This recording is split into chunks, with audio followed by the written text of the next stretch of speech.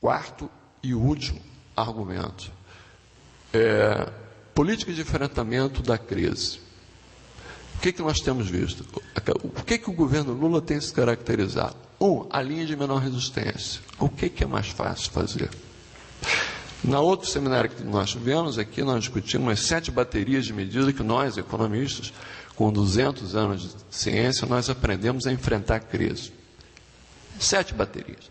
A linha de menor resistência, colocar gelo lá no tendão inflamado, é basicamente políticas de afrouxamento de liquidez e políticas fiscais expansionistas. O governo gasta mais, o governo reduz juros, reduz depósito compulsório, reduz taxa de redesconto, por exemplo. Basicamente, isso é a linha de menor resistência. Inflamou, bota o gelo, 3 vezes 20 minutos por dia. Isso é a política salvacionista keynesiana, tal. Isso é o mais simples. Todo mundo está fazendo isso. Todo o mundo está fazendo isso. Qual é o problema do governo Lula? Quando ele faz certo, ele faz em dose modesta. Ou seja, em vez de botar o gelo 20 minutos 3 vezes ao dia, ele está botando 2 vezes 10 minutos. É isso que está acontecendo. Ou seja, é absolutamente insuficiente. E as medidas que ele está tomando nessa direção são focadas aonde? Nos setores dominantes. Leia-se, o agronegócio. 2, as empreiteiras. 3, os bancos. Pergunta o que tem feito para a garantia de emprego do trabalhador, de renda do trabalhador? Pouca coisa. O que se fez do ponto de vista de imposto de renda? Desse tamaninho. Resultado, o que nós temos aqui? Nós podemos sempre dizer, não, mas tem o PAC. Aí vem os Deus ex machina, aquilo que vai resolver todos os nossos problemas. Bem, o PAC, em primeiro lugar, é 1,1% do PIB brasileiro, para começar a conversa. 1/3 do PAC é Petrobras, ou seja, é aquilo que não tem a ver diretamente com o governo federal. Mas o PAC, o efeito multiplicador do PAC é desse tamanhozinho. Segunda observação, o PAC foi projetado para um crescimento de PIB de 5%. 5%. Nós vamos ter, no período do PAC, um crescimento médio anual de 2,9%. Em vez de nós termos uma aceleração de crescimento, nós vamos ter a dona Dilma responsável por uma desaceleração do crescimento.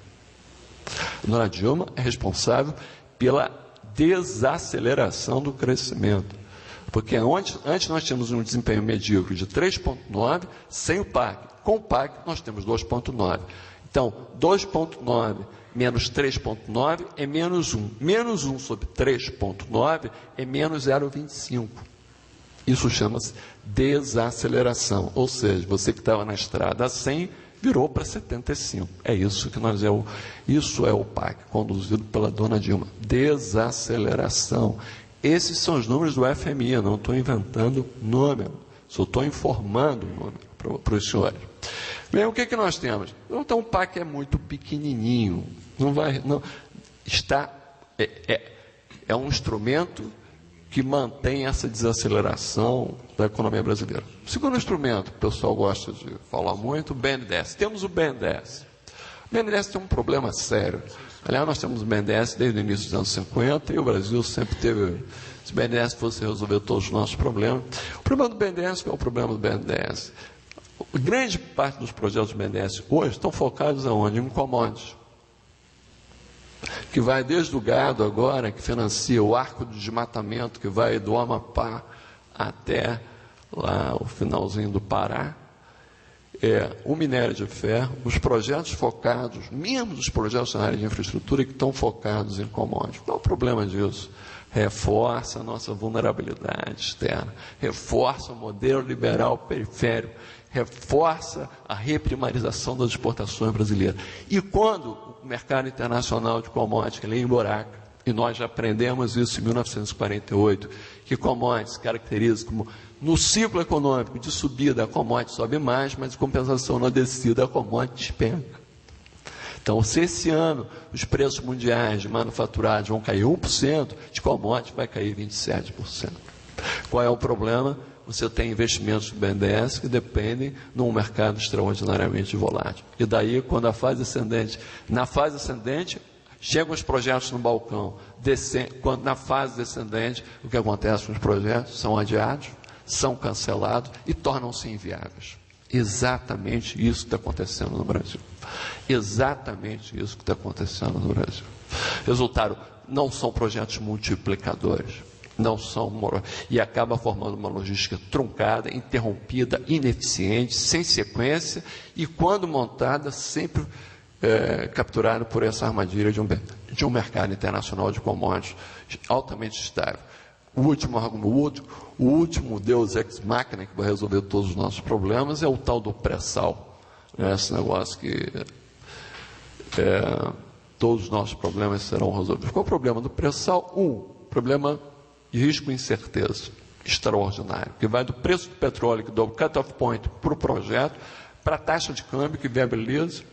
Uma coisa é você trazer a plataforma de $1 bilhão ao dólar 1,54. Aí o dólar vai a 2,50. Como é que fica o projeto?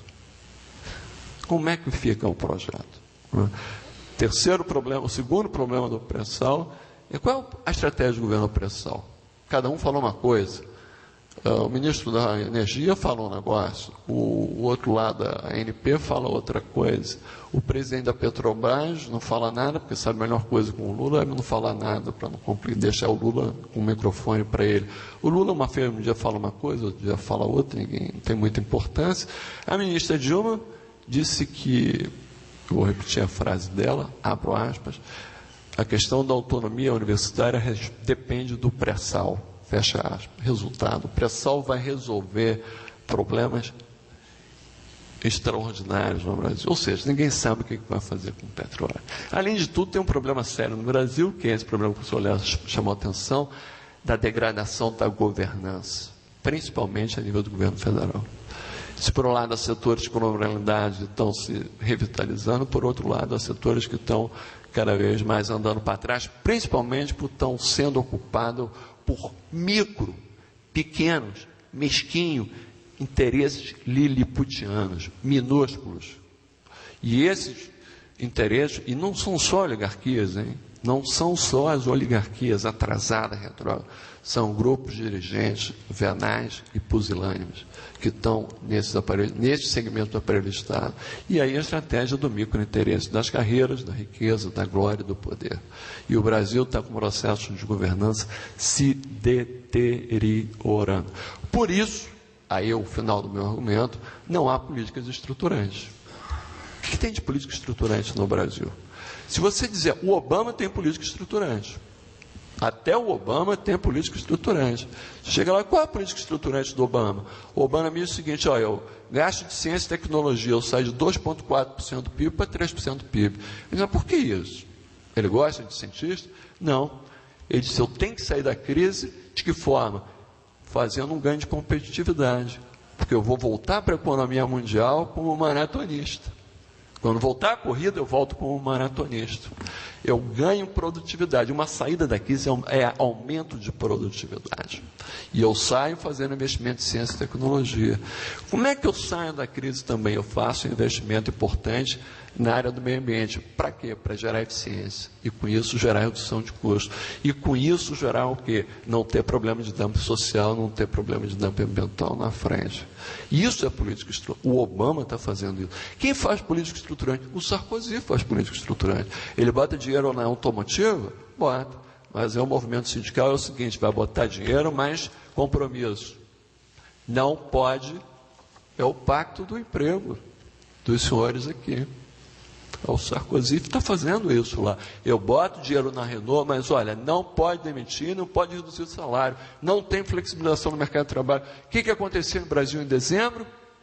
Começou um monte de gente, obviamente vinculado ao governo, começando a falar em quê? Em flexibilização no mercado de trabalho. O presidente da República, inclusive, falou para os movimentos sindicais, o neopeleguismo que contamina o Brasil, degradação dessa instituição, chamado Central Sindical, disse para os neopelegos dizendo o seguinte, olha, não está na hora de pedir, segurar salário. Em síntese, que ele falou o seguinte, submerge o movimento sindical. Submerge o movimento sindical. Não é hora de luta, é hora da submissão ao capital. Porque ao capital eu estou servindo com dinheiro do BNDES, dinheiro da Caixa, dinheiro do Banco do Brasil. Ao grande capital, ao agronegócio, ao banco e as empreiteiras via PAC